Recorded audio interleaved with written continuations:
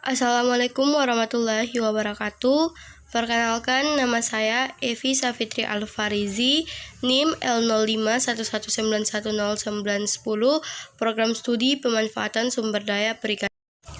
Pada kesempatan kali ini, saya akan membahas metode penyuluhan zaman dulu versus zaman kemajuan teknologi.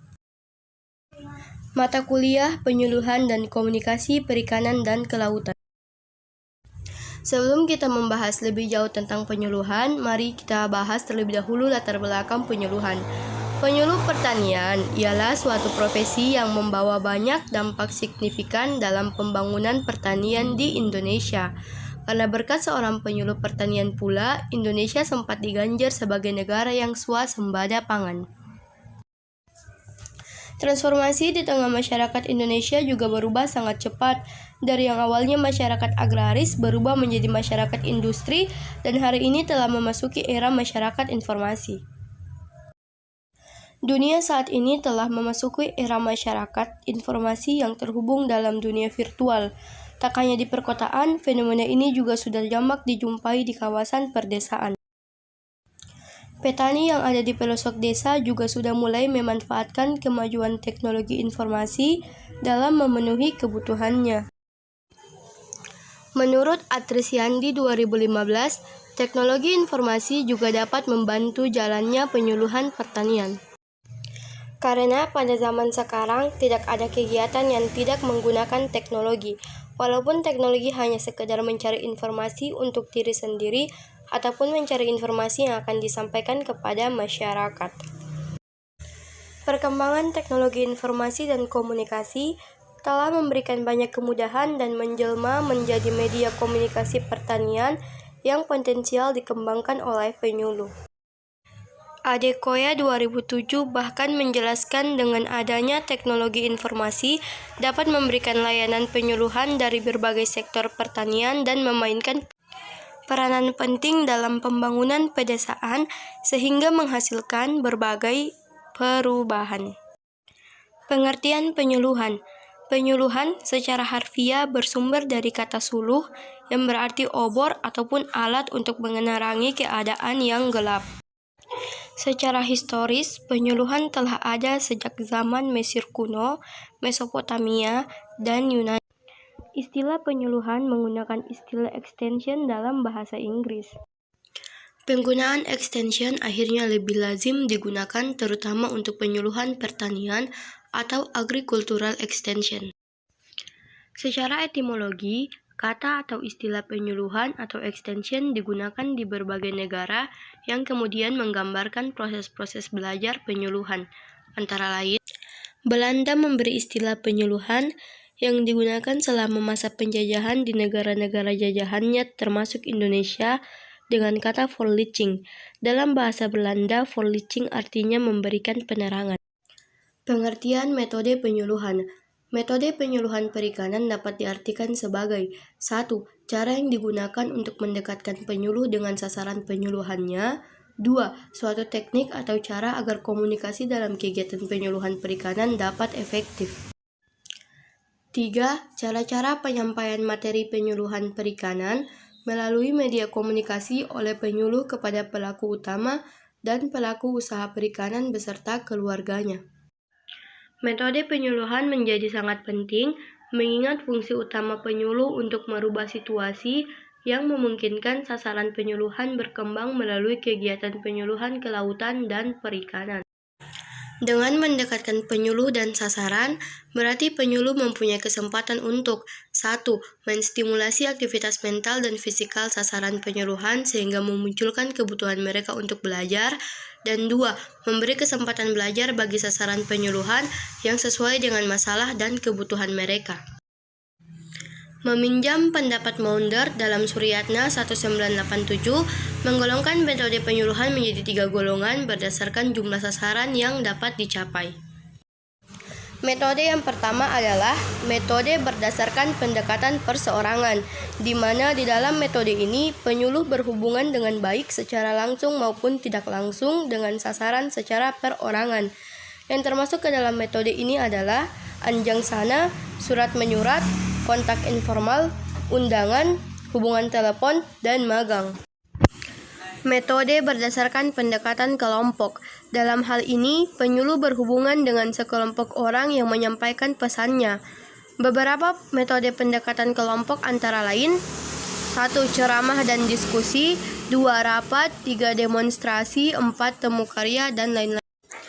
Metode berdasarkan pendekatan massal, di mana metode ini dapat menjangkau sasaran yang lebih luas atau massa.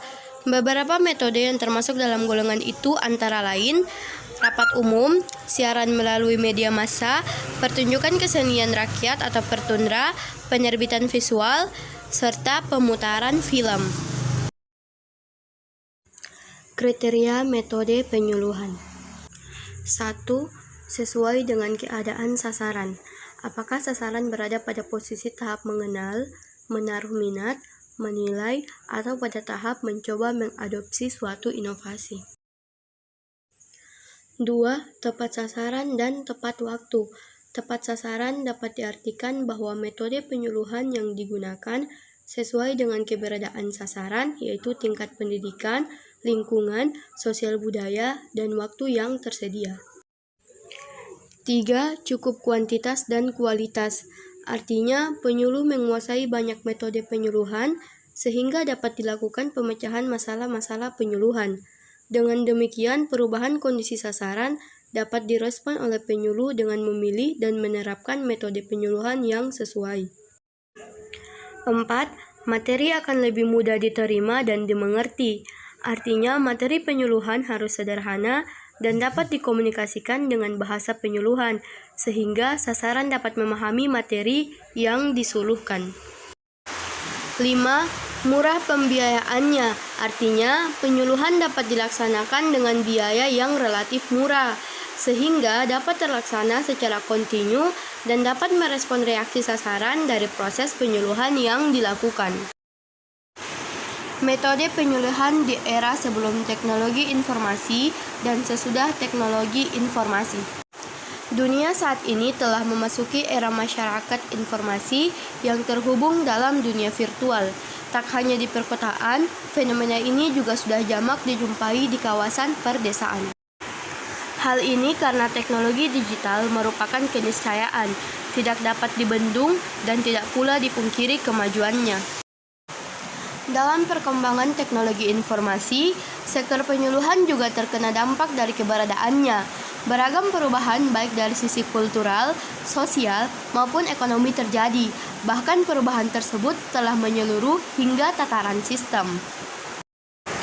Tak hanya instansi penyelenggara seperti kementerian, penyuluh yang notabene sebagai ujung tombak penyuluhan beserta petani sebagai mitra kerja penyuluh juga mengalami perubahan yang sangat drastis bila dibandingkan sebelum adanya teknologi informasi saat zaman dahulu. Cyber extension, transformasi baru sektor penyuluhan di era digital. Berkenaan dengan perkembangan teknologi informasi, maka muncullah suatu paradigma baru bahwasanya penyuluhan tak lagi dilakukan di lapang dan mengharuskan penyuluh dan petani bertatap muka. Telah muncul suatu perubahan paradigma bahwasanya masyarakat dan penyuluh harus bisa berinteraksi di ruang virtual. Cyber extension hadir dengan harapan bisa memutus batasan waktu, ruang, dan jarak. Bahkan menurut Fatima 2013, cyber extension merupakan pintu masuk menuju smart extension. Perubahan sosiokultural di sektor penyuluhan. Jika dahulu penyuluhan identik dengan kegiatan lapang yang mengharuskan tatap muka antara sesama dengan penyuluh, maka hari ini paradigma tersebut telah bergeser. Kemajuan teknologi informasi menghasilkan kemudahan bagi penyuluh dan masyarakat. Mereka kini tak lagi harus bertemu, melainkan sudah bisa berinteraksi secara intens lewat beragam medium. Metode penyuluhan model dahulu. 1. Penyuluhan identik dengan kegiatan lapang yang mengharuskan tatap muka antara petani dan penyuluh. 2. Petani adalah subjek yang dianggap tidak memiliki pengetahuan. 3. Petani harus mengikuti semua anjuran penyuluh dan tidak boleh menyela. 4. Petani hanya bisa berhubungan dengan penyuluh dengan jangka waktu yang terbatas. 5. Semua informasi berasal dari penyuluh. meskipun informasi tersebut tidak dibutuhkan oleh petani. 6. Pola komunikasi linear, bahkan cenderung bersifat instruksional dengan sistem target yang kaku. 7. Semua kegiatan penyuluhan mulai dari perencanaan, penentuan materi dan metode, hingga evaluasi semua ditentukan oleh pemerintah pusat. Pemerintah daerah maupun masyarakat tidak memiliki kewenangan untuk mengelola daerahnya sendiri. 8. Penyuluh dahulu sangat powerful dan selalu diuntungkan karena tidak perlu memikirkan rencana penyuluhan, sehingga penyuluh juga kurang mengembangkan kapasitas dirinya. 9. Penyuluh adalah sumber obat dari segala masalah petani. 10. Pemerintah memposisikan diri sebagai pihak yang serba tahu akan keinginan dan kebutuhan petani. Petani tidak memiliki kesempatan untuk menentukan sendiri kegiatan pertanian yang akan diambil. 11. Penyuluh kurang bisa mengakselerasikan kemampuannya. Metode penyuluhan model kemajuan teknologi informasi. 1. Penyuluh dan petani, mereka kini tak lagi harus bertemu di sawah, melainkan sudah bisa berinteraksi secara intens lewat beragam medium sebagai hasil dari kemajuan teknologi informasi seperti media sosial, aplikasi digital, dan lain-lain. 2. Di penyuluhan pertanian era sekarang, petani tak lagi berposisi sebagai subjek penyuluhan, namun sudah bergeser menjadi objek. 3. Petani bisa dengan bebas untuk menyuarakan pendapatnya dan memberikan masukan kepada penyuluh. 4. Petani tidak hanya terhubung dengan penyuluh di daerahnya, namun juga bisa berinteraksi dengan penyuluh dan petani yang ada di wilayah lain. Sekian materi dari metode penyuluhan zaman dahulu versus pada zaman kemajuan teknologi. Mohon maaf apabila ada salah kata dan salah penyebutan. Assalamualaikum warahmatullahi wabarakatuh.